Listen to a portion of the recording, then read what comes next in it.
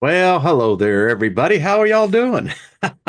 Just, time just gets away sometime. I looked up and I said, "What?" So, happy Prosperity Day, everybody. Hope you're having a good one, no matter where you are. I hope you're enjoying the time that you have on this marvelous planet.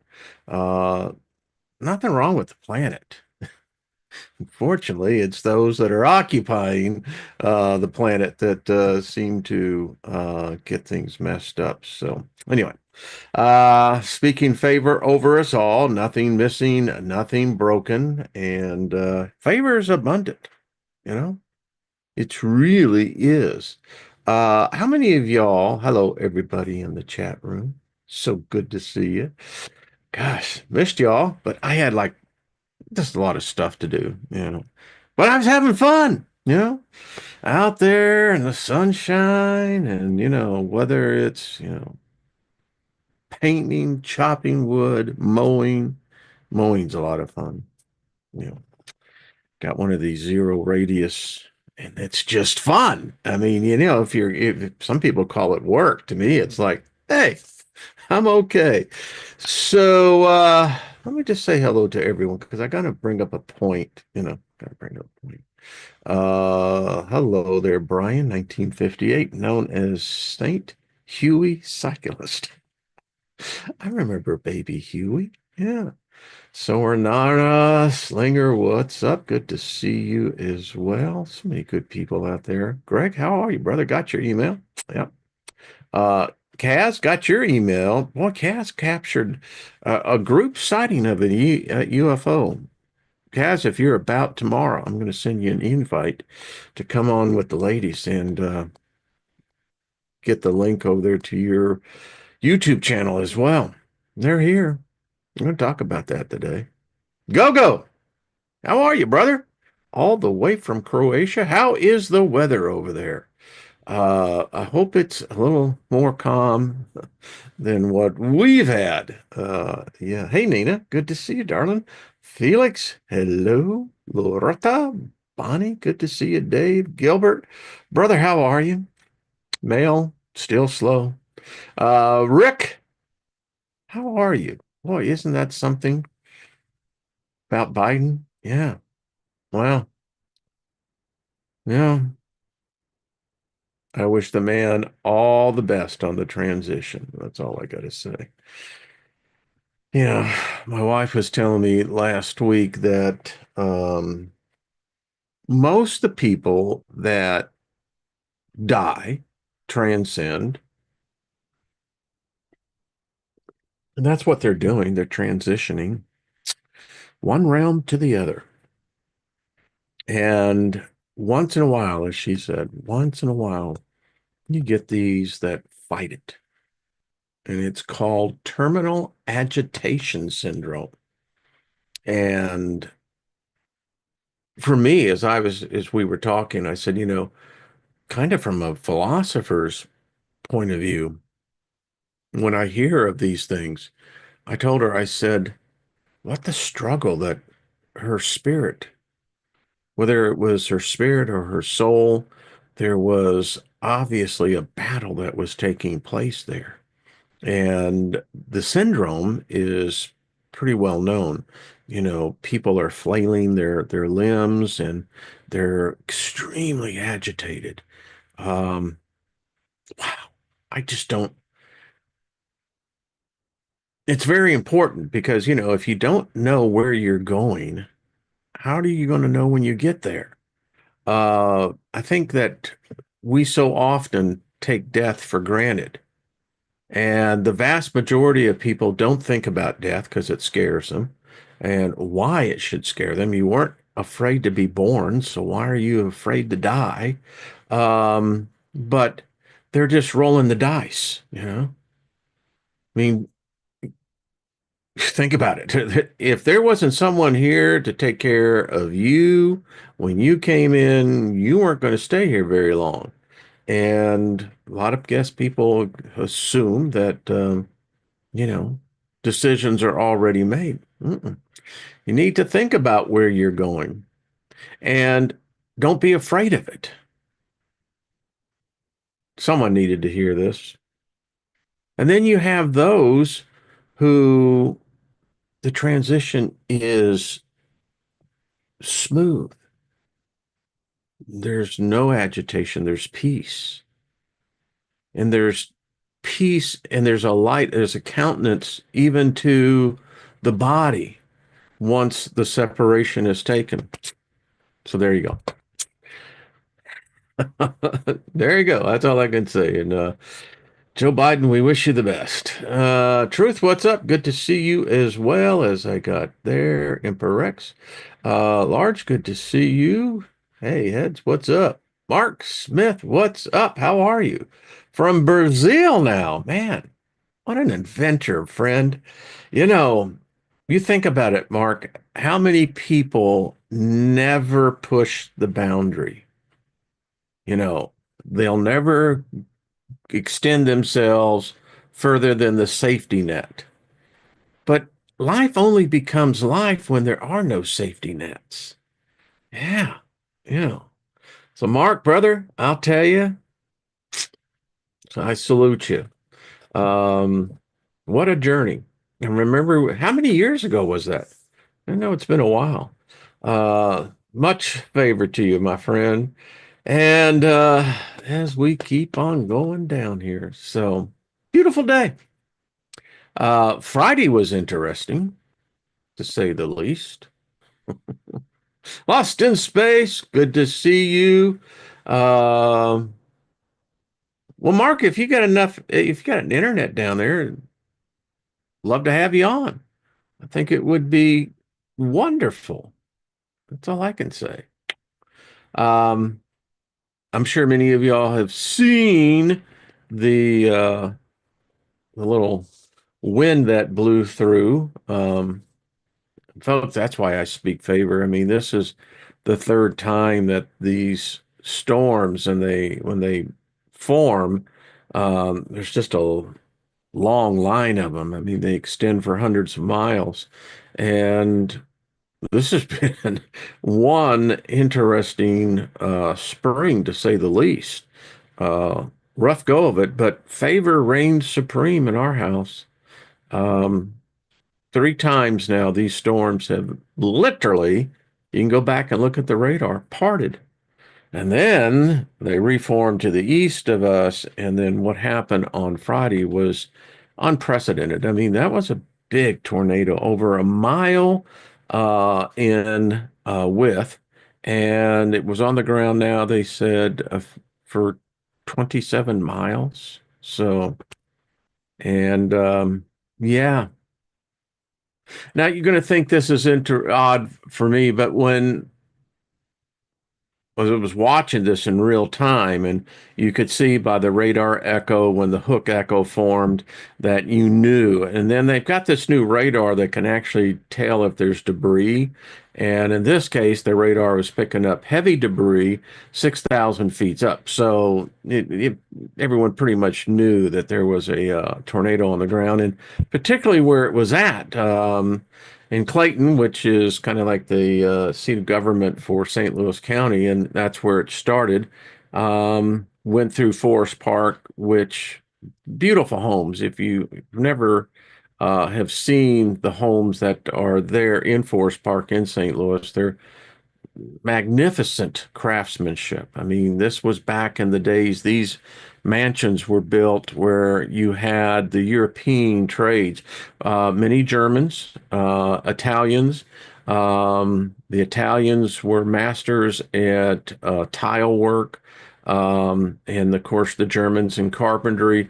And you can't, we don't, the knowledge has been lost. We don't have carpenters that can do what the carpenters did, 150 years ago. So anyway, this tornado came through and was ripping up trees that were well over 100 years old. And so when the reports were coming in, I mean, I said a prayer for the trees. I mean, these were long-lived spirits, and they took a hit. They took a big hit. And, you know, It was sad. There was limited human loss of life. I think there was five, which was remarkable, but yeah. So anyway, it's interesting times. As I'm looking into the chat room. Hey Chloe, what's up? Good to see you. Um, yes, I'm reading some of the hey Gaia. Um, yeah, it was just kind of sad, you know. It was like, and and even the ones that were down there. I mean, you know, they were dealing with devastating loss. 5,000 buildings damaged or condemned. I mean, and again, these homes are primarily brick, and again, it's one of those trades. Most places don't build with brick, but yeah. And 150-mile-an-hour winds, I guess, you do the huff and puff thing. I guess I'd rather have the brick than I would the straw or the wood. Yeah. So, just, keep those folks on your mind. A lot of them are, having to deal with it. And I don't think this is the end of it either. I mean, so Curiosity, the rover on Mars, picks up uh, an aurora. It ain't supposed to happen, right? We get our butts kicked over the weekend of, a level 2 geomagnetic storm. It came out of nowhere. I happen to think that at the same time, we were having this, whatever the hell it came from, the sun, we know that. I think it supercharged these supercells. I mean, they just literally, and it was marked because I was out mowing the grass because it was beautiful. Where I was at, the sun was out, had the Beach Boys on, on my mower, just having the time of my life. And it's cool. The humidity is low because in this part of the country, the humidity can get really oppressive, you know? And just digging it, man, just digging it, looking at my trees, talking to them, giving thanks to the creator, just having a good old time. And, 2 hours later, um, the atmosphere went from dry to, humid, just that quick. And yeah, anyway. Super-duper-papa. Hey, Mary Winds, what's up, dear? Good to see you. Angel Dreams. Northern Cal, extremely windy. Yeah. I keep on saying that. Um, Mary Winds, how are you doing, darling? Good to see you, hon. Max Vision, honored, sir. Good to see you. Y'all should be subscriber to these channels. Just saying. Max, good to see you. Got to get you back on. We never did get that other Sunday in. I have to do that. Uh, I happen to think, and this is just me, but things are going on. Things are going on our planet. Um, I think with the magnetic pole excursion that's taking place right now, seeing all sorts of weird stuff. And I happen to think that the weather is more influenced by electromagnetism than it is than anything else. The sun, you know, that big thing up there, that's changing. Apparently, our planet's changing. Strange stuff is afoot, there's no doubt. Hillard, good to see you. Yeah, what's up? A lot of stuff. So, we move on. Had a great time. Had a chance to really read. Love reading. I often wonder about in the next realm, will there be something similar to books? And the question I ask myself, so you've made your time here. Hope you're having the best of times. As the shirt says, be of service to others, because if you plant that seed, you'll have the harvest waiting for you there on the next end. But I was thinking, I'm assuming the next realm is as infinite as this realm. I know that's dangerous. You know what they say about assuming. Exactly. Makes an ass out of you and me. But just assuming that there is some sort of order, system in place to that place where we're all going. Um, and then I'm asking myself, okay, I get the thinking thing, right? But do they all speak English? I mean, look how long it took us to learn the language that wherever you were born, you're native to, right? That's the thing that always got me about demons is that when did they learn to speak English? Or is it required? I'm sorry, sir. We only allow those who understand the Queen's language. But I'm Sumerian. Don't matter. So only the demons that speak English. And then I'm thinking about these angels. And yeah, I get it that, it's telepathy, but hey, even telepathy, I mean, are you really assuming that everyone just thinks over there? It's the small things in life. Hey, Tori. Good afternoon to you as well. I love these thoughts because it's interesting. Someone and reading the emails, uh, for some reason, I've gotten a lot of emails on people who are practicing magic, and some are not having successful results. Remember, folks, medical science just practices. They don't know the body. I mean, they just found another organ here just recently. So, you and the largest organ is your skin. Grace says we'll be able to speak all languages telepathically. So is that like a download, Grace? I mean, are we going to get hooked up to what? I mean, that's the thing. Because there was a time when I was deeply into Christianity and in, the ministry, the whole thing, but where I thought I really knew those answers. But again, I was assuming a lot because there's not that much really written on there. So I don't know. I mean, I guess if you're an all-knowing being, you invented language, right? So I don't know. I think it's going to be fun. Hey, Elderberry, another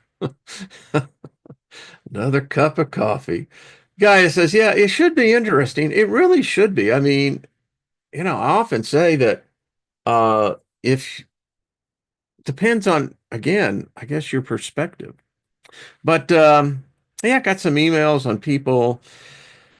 So one of them I had to write, and it's like, all right, so if you're practicing, which is cool, we all practice. No one's got it down perfectly. So you're practicing a form of manifestation, and in this case, it was um, wealth magic. Remember we did that series about 4 years ago, 5, I think.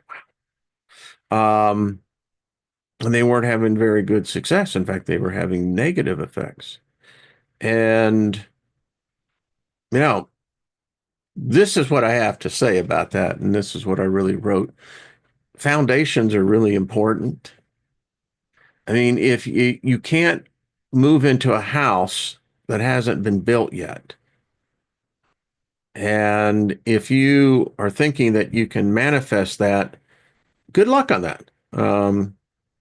My experience shows that it isn't always that easy. Fact, manifestations are really interesting because there's some that seem to come naturally, and then there's others that it's almost like travail of birth, to get them to fully manifest. And wealth is one of those things. It's people struggle with it. And the first thing I would say this, if you're looking to use magic to obtain wealth, nothing wrong with that. Magic can be a very eclectic, diverse word, catch all. Um, but magic, it's cool. There is an orbit. It's what the hell, But you see, getting back on the train of thought, it can be done. It's many different ways of doing it, manifestations of wealth. But I guess the thing that I always tell people is, what's your definition of wealth? And have you ever written it down? I was sitting with Bentley on my lap, and my lovely wife was right to the left of me. And it was quiet. We were listening to the birds, and I'm giving thanks, because to me, that's wealth. When you have that peace, there's this contentment. A lot of people try to think they have to have money to have that, and it's really the other way around. You're truly the most wealthiest. The book of Proverbs even says, it says a rich man has no peace, whereas a poor man sleeps well. Someone needed to hear that. So it can happen. I mean, the universe isn't broke. But here's the other thing. You have to understand that there's like 8 billion other souls that are competing for the same thing. Lots of competition, lots of competition. And that's why it takes time to manifest, but stay persistent. Learn the principles. You're going to get there. All right. Brian says, yeah, keep it simple. Yeah. See, Guy, that's exactly. I mean, you can't buy that. A relationship for 33 years. I mean, I just love it. To me, it's just it's wonderful. And when you find that other soul mate, it's remarkable because wow. Anyway, don't know what the heck got me down that road, but anyway, hey Timothy, make sure you charge up your sigils, White Sage, maintain your egregores and their to-do list for best results. Use full moon per cycle. It's true. It really is. As an entrepreneur, a serial entrepreneur, and I have been, um, you learn to operate without a safety net. And I do know it does provide a certain motivation.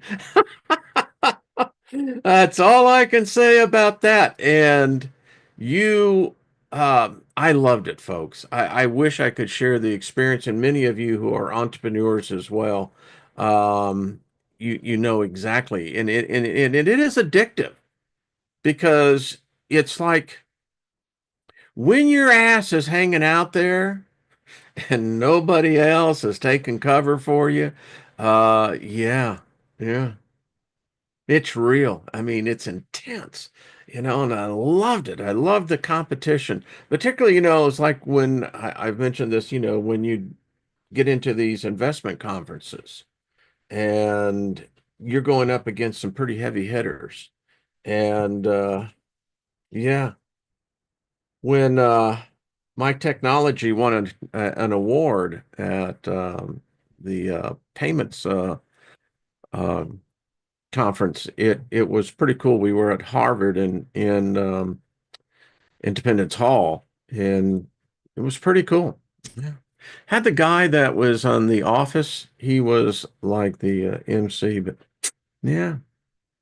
Oh man. Anyway, so what's up, everybody? Hello there, Miss Jenny. Uh, exactly, my dear.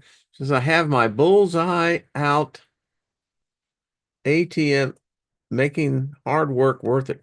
Yeah, hard work is really cool too. Gnosis. It was also real when I was living in my truck for 2 years. Yeah.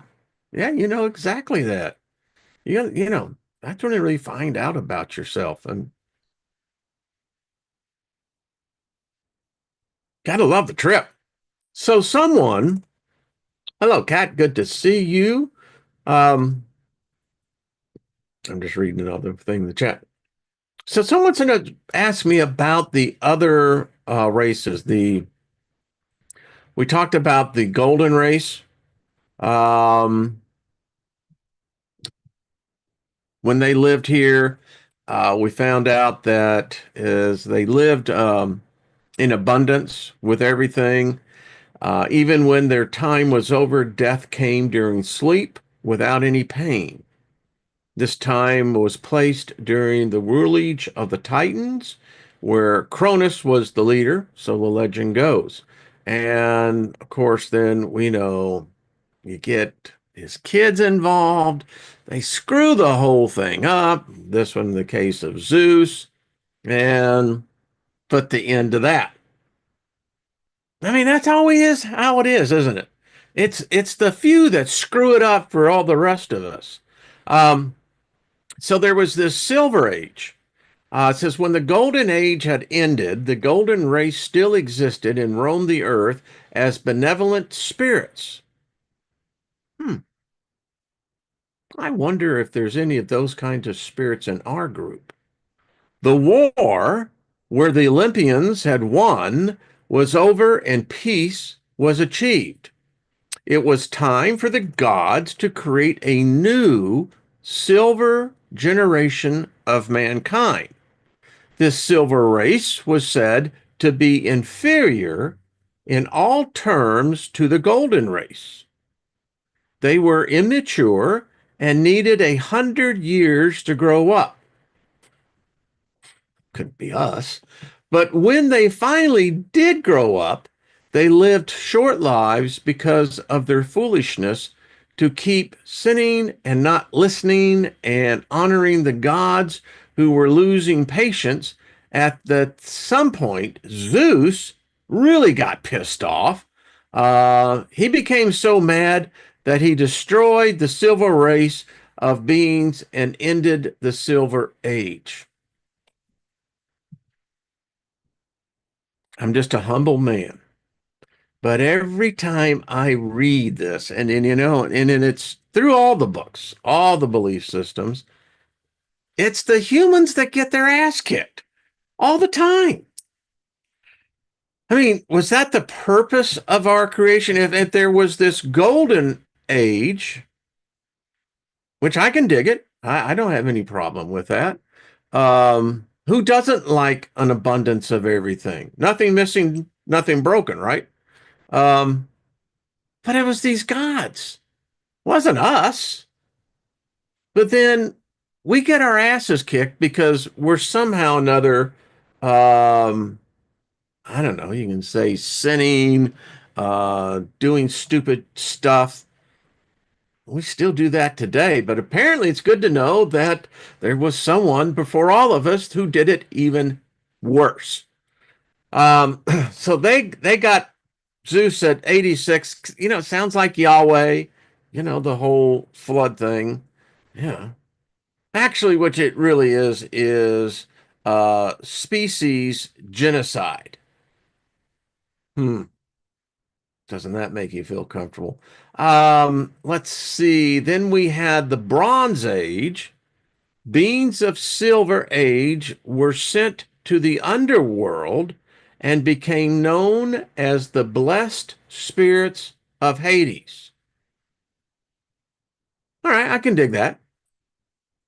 I mean, if you got structure and you have different realms, it's good to know that, you got the blessed spirits. Zeus was again bored and decided to make a third generation called the Bronzen A race of men. Those bronze men were strong and warlike, had weapons and armor of bronze, and even houses of bronze. Hmm. Okay. I'm thinking on another level. So let's say you have a house of bronze. I can't even imagine what type of support you would need to hold that weight. But okay. Um, think about all the. What if you have a electrical storm coming through? That'll light your ass up, wouldn't it? Okay. Just saying. But I think it would be cool. They worshipped the destructive works of Ares, and instead of bread, ate hearts of fellow men. The hell you say? Hmm. So no matter how bad you may think that things are, at least you don't have someone chasing your ass saying, "I'm going to eat your heart out, baby." Now I know where that term, that idiom comes from. Eat your heart out, baby. I got it. Don't you just love this group? I mean, this is what we come here together. Okay, so getting a little bit to know you. Can I bite you another time, huh? Well, that makes a whole new different way. Hey, bite me. No, I was just kidding. Didn't really mean it. Uh, in the end, they were consumed by their own rage. So can we deduct from that that it's not a good thing to eat human beings, their hearts, their legs, whatever it is? I mean, just saying, maybe that Sear appears to drive them crazy. Okay, so who got the last laugh? Um, they began to destroy each other and were sent to the underworld for eternity, never to see the light again. Well, that really sucks. Hmm. According to the theology of Apollodorus, the Bronze Age was ended by the deluge or the Great Flood, set up by Zeus for being disappointed and outraged by the aggressive and cannibalistic behavior of the Bronze race. All right, studied enough religion, enough history. Okay. I mean, Yahweh says that, he did this. Zeus says that I don't care. Uh, Something happened. I personally think that may have been that last little pole excursion. Then we had the Age of Heroes. It says after the Bronze Age, Zeus created another race, an honorable race of heroes who were noble and respected the gods. Among them were also individuals with divine qualities called demigods. Well, how about that? Think we did some studying on that one. It's just my position that that's exactly what we're dealing with today in many situations, whether it's politics, religion, or commerce. I mean, the zebra doesn't change its stripes, right? Got a great joke I could tell sometime, but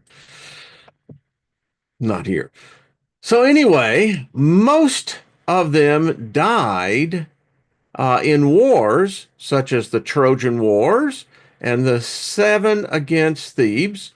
The souls of those who passed away went to a special place called the Elysian Fields, or the Island of the Blessed, somewhere in the underworld, surrounded by deep, swirling oceans. It was a place where the souls would remain forever and live a blessed and happy life in the same role they had enjoyed in life. A little commentary on that. So this is the problem with that I have with this. Every culture, every generation has, their particular points of view. But seriously, I love the 70s. Love reliving it in my mind, had a great time. But if that was all there was going to be to life, that's not life. And I often think, so let's just say I was a demigod. Let's just say for discussion purposes. Not saying I am, but let's just say I was. So I pass over, I bring all the virtues, yada, yada, yada. And they open up the gates and they say, well, here it is, Steiger. And this is what I'd probably just get going, oh, wait a minute. Because you know what they're going to show me? I think they're going to show me my beach, right? Um, and, I dig my beach, but I also have different other. My point to all this is that, gee, I think there would have to be a future and a change to that. But maybe I'm reading more into it. It is also said that Zeus eventually promoted his father Cronus from the depths of Tartarus to become a ruler of the souls of these righteous and significant people. Wow. It's like, well, if the reincarnation thing is right, then how does that work? But wow, okay.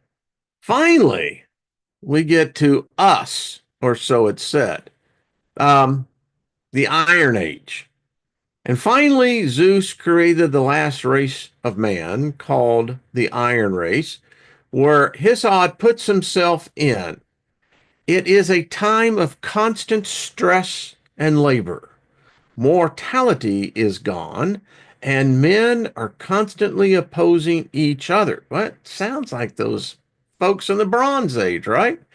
Um, they lie to one another. They sow seeds of mistrust amongst each other. That's just another word for propaganda. Um, damn, nothing seems to change. It is a time where humans grow old quickly and are constantly beset by troubles and pressures. Can I get a witness? Can I? I'm thinking, man, I can begin to sing the blues. Let's bring a little bit of BB in here. And how about Robert Johnson? Yeah. Um, at the peak of this age, people will no longer feel shame or regret at wrongdoing, and there will be no help against evil. Well, that sucks. Mankind will be forsaken by the gods and the goddesses, and Zeus is set to return one day to destroy this race, just like he had done it in the past. Well, isn't that just freaking special? Not sure how you really want to take that, but because I can show you a lot of other books that say the exact same thing. They just put their God in. The commonality of it all is that we still get our butts kicked. That sucks.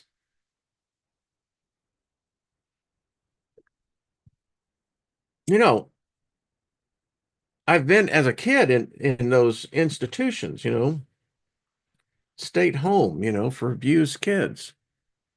And if you tell a kid that they're going to grow up to be nothing, and you speak these curses over them, the few that can break the curses and break free of that,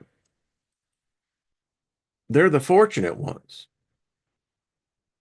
My point being, if the human race, if that is our destiny, that sucks. And maybe I like the idea of someone coming in here and saying, well, instead of that, how about if I'm going to bring back this golden age, which seemed to be pretty cool. All right. How's everyone? Miriam, good to see you. Zeus, Apollo, Patrol. Yeah, I mean, it seems to be a common thing. That's what gets me. And I'm going, oh, wait a minute. Yeah, I'm just a simple guy. So those who think they're really smart and they're out there, you know, are you just telling me that, gee, that just happened to pass them by? I don't think so. I think the same thing is occurring in their mindset because, I mean, we're seeing all of this thing. And here's the thing. I've had enough Bible learning and training that, I could go right to the book of Romans and put the same thing that wizard Paul wrote. And, it was not, no one ever questions the fact that, was the guy plagiarizing someone else's work?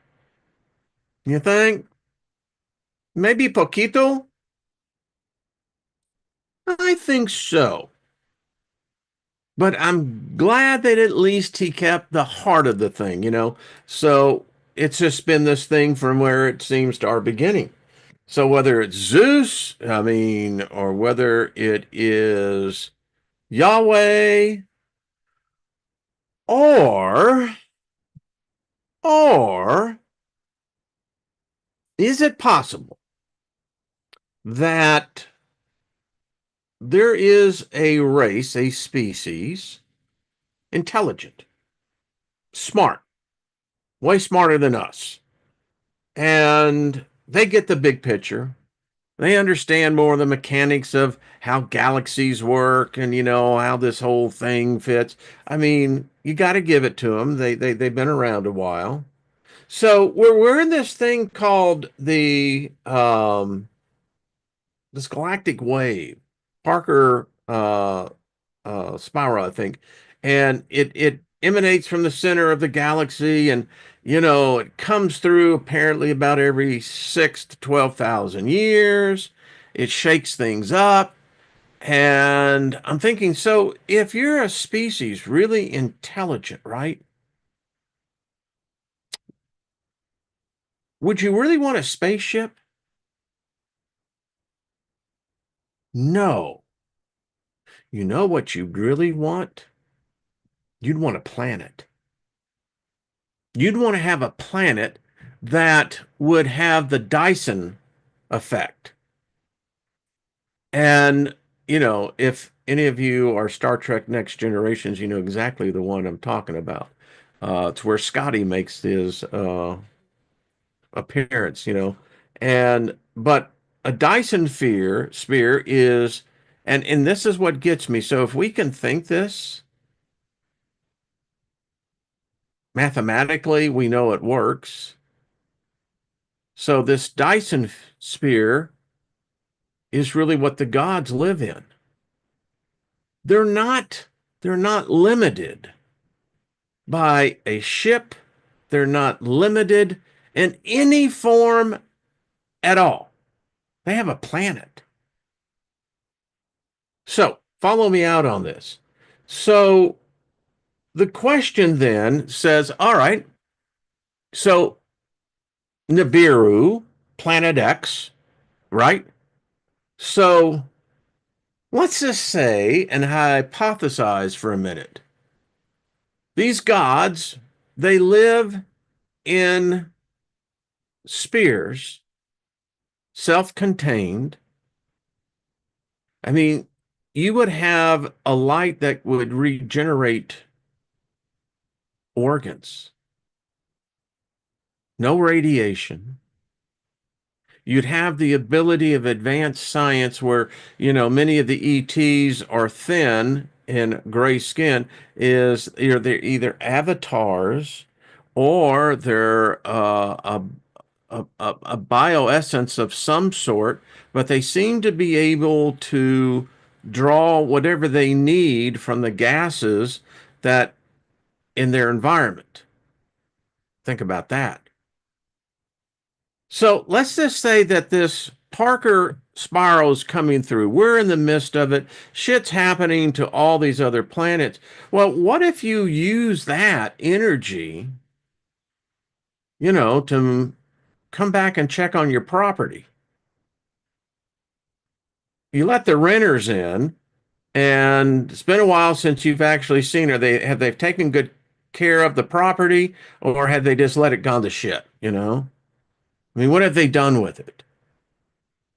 So I'm writing this down, and Lynn says, "What are you doing?" And I said, "Honey, I'm having this most fantastic journey and discussion with myself." And she just got this grin on her face going, "Yeah, I know what that's about." So I'm sitting there, and then the next thought hits me, and I'm going, so who is it?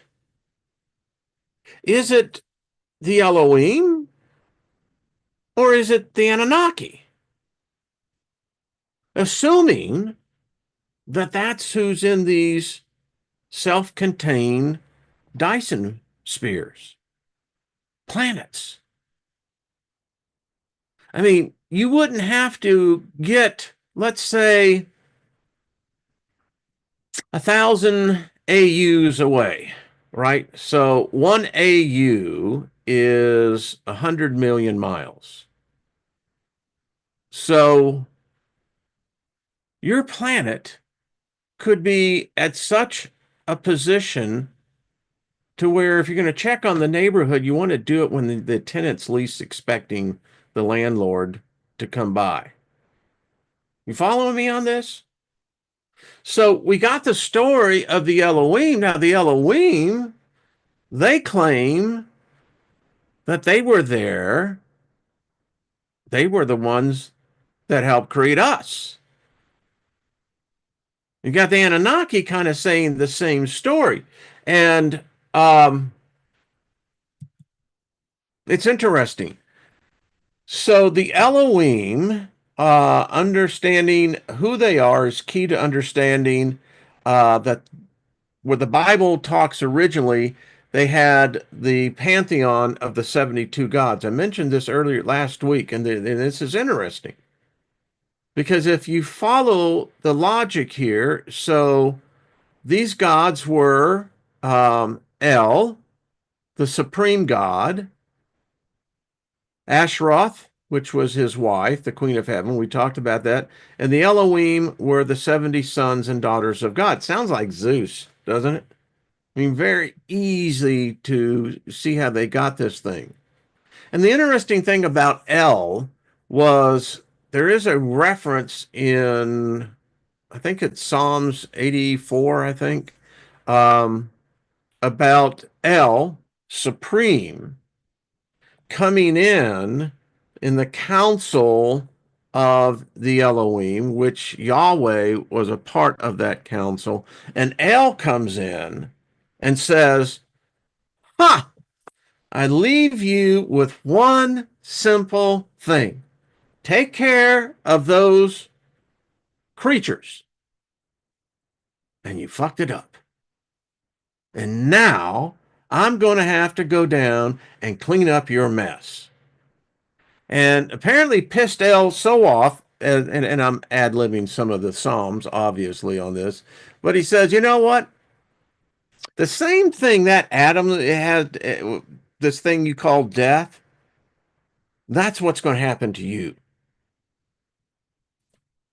Yeah, you read it, and you have a little bit of different language using that, but the meaning's the same. So, how did the Bible end up claiming that there's only one God? Okay.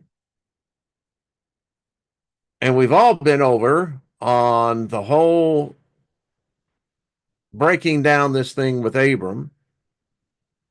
That don't make any sense. So Abram meets one of the Elohim. What? Because Abram would probably have a better idea of who the Anunnaki were. But let's just get the Elohim here position.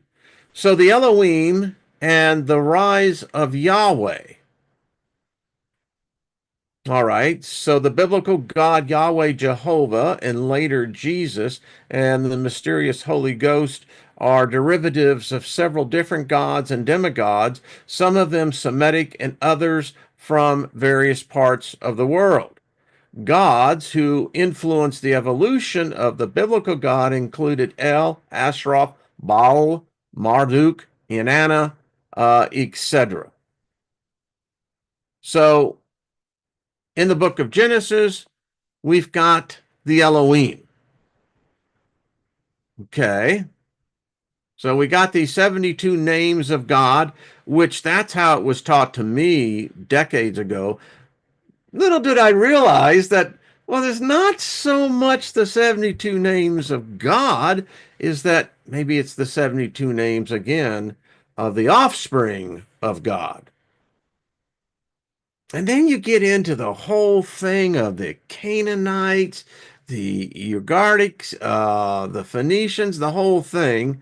And you really get mixed up because it turns out that so-called patriarchal, monotheistic God is not who it says it is. But so, but for the sake of this comparison, so the Elohim, so powerful beings, no doubt about it. But if this planet, if we're ending in the time, Zeus is about to come down, kick our ass, you can translate that into whether it be a savior, um, whoever that savior is, um, all swirl around us getting our butts kicked. So what if it is the Anunnaki? And I tell you why I think it's more the Anunnaki than it is the Elohim. Maybe the Elohim are enemies of the Anunnaki. Don't know, but I do know this, that particularly those first, 9 chapters of Genesis was taken from the Epic of Gilgamesh. Just names were changed, you know, names and faces were altered, were checked, yeah. And the thing about it, the Anunnaki appear some 2,000 plus years before the Elohim. And of course, everyone knows about Stitchin and the mess that he made. But there's been enough study now that it kind of brings it into a little bit more clarity. So they come from the Mesopotamian texts. And they are in the text, they are referred to as a group of powerful deities. The Sumerian writings from the post-Akkadian period first mention these gods. They played a key role in Sumerian, Akkadian, Assyrian, and Babylonian beliefs and myths. Love summertime. So in the ancient texts, they describe the Anunnaki as descendants of An, the sky god, rulers of human kings and other gods, divided between heaven and earth. The Epic of Gilgamesh, one of humanity's oldest written stories, talks about the Anunnaki. This epic gives us a look into how ancient people saw these gods. In Sumerian belief, all right, so someone once asked me, why did you leave Christianity? Because one of the things about Christianity is they can't answer this. They've got nothing. And so if you are at the least bit curious and study, you're left with some conundrums. Now, I believe that there is a race of beings far more advanced than we are. Absolutely. Someone started this, and it wasn't me. So the Sumerians were 2,500 years before the God Yahweh Jehovah. Um, their patriarch comes from Sumer. So it would seem to me that one would only want to know, who are the Sumerians? We've covered it in depth. I love one that the studies on this. And again, better study on that, Dr. Noah Kramer. So the Sumerian believes that they had great power over the fate of humans, the actions of other gods, and the natural events on Earth, weather, earthquakes, etc. The Sumerian text suggests that the Anunnaki came from the planet called the Wandering Planet, or Nibiru. Some writings claim they visited Earth long ago. These stories say that the gods created humans to work for them in the mining of gold. The actual name Anunnaki comes from the old Sumerian word. It means princely offspring or princely blood. This name hints at their higher status in the god world. So, not to get into the whole Sumerian mythology and the pantheon, but yet it's well worth it, because what if? What if they're coming back? Now, that kind of is a departure, saying that maybe there's already those who have been here. Maybe they live in the ocean. Not denying that that couldn't be real as well. But I'm looking at this like a landlord and a tenant situation. Maybe that's what these beings do. And if you're a god of this level, I mean, one planet wouldn't be enough to keep you entertained. So the Anunnaki gods were Anu, the sky god, Enlil, the air god, Enki, the water god, and Nurherzog, the earth goddess. And the Anunnaki lived in the heavens and underworld. All right, could we extrapolate underworld to ocean? People believed they made big choices about humans' fate. In the myth, the Anunnaki also created humans as workers, caused a great flood, gave kings the right to rule. Well, there's your problem. It's ancient texts, cylinders, tablets have said the Anunnaki had special powers. They could fly and do magic. Artists drew them with wings and horned hats. And we've seen, in fact, I'm getting that mounted from Brother Freighter, Nathan. So, yeah, kind of the reason why I got it, because it's like this. That which was shall yet be again. All right. And like I said, maybe it's just me. Welcome to my world. Welcome to my world. But yeah. And you know, and if you're looking at the roulette table, I mean, choose your number, but it's always good to hedge your bet, because good evidence saying that these cats may in fact be coming back in an armada. And some say that their ambassadors are already made their entrance, so to speak. So anyway, I don't know. Tell me what you think. It's just my idea. It's wild, I know. But I'm telling you, because our planet's doing weird stuff. There's no doubt about it. And weird stuff is really happening in the firmament, in the earth, and under the earth. You know, I didn't even get into the overwhelming photographic evidence of cryptids. And I just got to tell you, uh, I did a video on that years ago, but it's gotten so much intensely worse. I mean, worse meaning that we ain't sharing this planet by ourselves. I mean, it's one thing if you go out into the wilderness and snakes. You got to look, for bear, mountain lions, etc. You know, but then you got to deal with the cryptids. I mean, what? Yeah.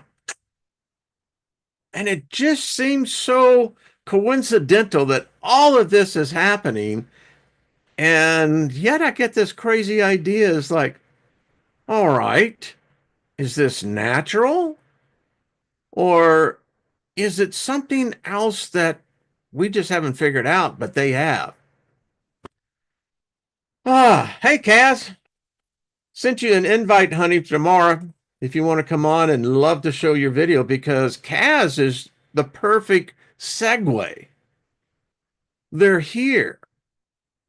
Now, when you get Kaz, how many? Oh, you just save it for tomorrow, Kaz, if you can come on.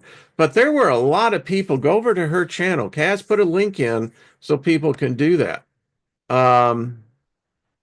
But they're now more and more is being wide open. I mean, they're not even concealing it. Wait till they start showing us the cloaked craft. They're there. Yeah.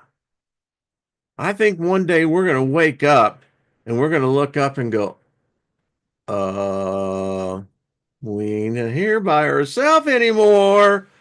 Yeah. Could be wrong, but who knows? Uh, New Yoda, Anunnaki are the metaphorical parents of humanity. I love that, metaphorically. So then who's the real parents? That's what I want to know. Who started all this? Autocorrect sucks. Kim doesn't it though? Max says electroceuticals and CRISPR technology can make cryptids. Well, you know what, brother? I think they have been really experimenting on this, and we know they have. And they're showing up everywhere. There is some weird. I don't know what the have you seen the one and they're showing up now everywhere. They look like they're on a clothespin and how they walk and they got this round head on it. I have no idea, how does that work? I mean, what the hell happens if you get into a steep incline or you've got, trees in front? What I don't know. Uh,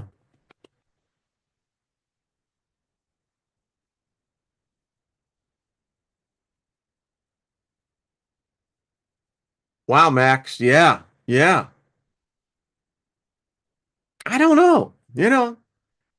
The book of Revelation is interesting because it goes for a number of chapters dealing with these cryptids coming from the sky, coming from the ground, and that's all they are. It's the only way you can, in a modern point of view, you can go back and look at it and take the religion out of this thing and what have you. But they talk about creatures that these creatures, their only reason for existence is to torment humans. And then humans won't die, but they'll be constantly That's some wild stuff, man. I don't care what anyone says. That is some wild stuff. And you get indoctrinated to that, you know, because there's that one time where you were cheering. I would be cheering, going, "Yeah, yeah, yeah, yeah, bring it on! Come on, let's get this thing over." Never stopping to think, well, just because I got the Willy Wonka golden ticket and the rest of you sons of bitches didn't, sucks to be you. Bye. No, no, no, no, no. I'm just telling you, no, no, no. Kaz put that in there right for her on her YouTube channel, and go over there. And Kaz, love to have you on tomorrow. So we'll get that put in there as well. All right, everybody. Well, I certainly have gone longer than I anticipated, but this was just all hypothesis. We're talking with one another, sharing coffee and whatever your favorite libation may be. Thank you, Brian. Something is afoot. Something is happening. It's happening now. I mean, think about it.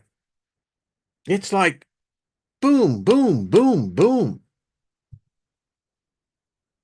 It's like a woman in the throes of travail of birth. Boom. All right.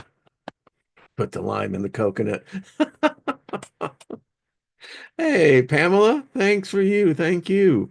Um, and you just got to do it in kind of a humor because otherwise, this shit drive you crazy, man. Just we're going to be on with Mike and Cindy.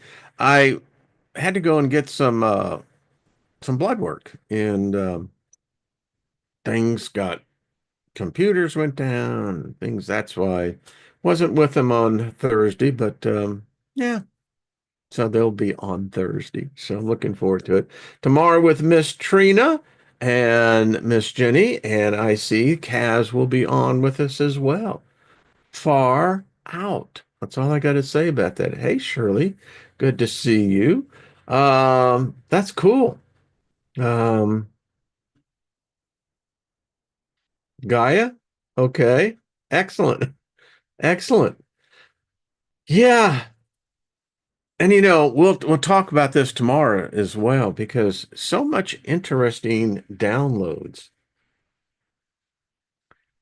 For instance, with Biden, if y'all remember when I did the Steiger perspective,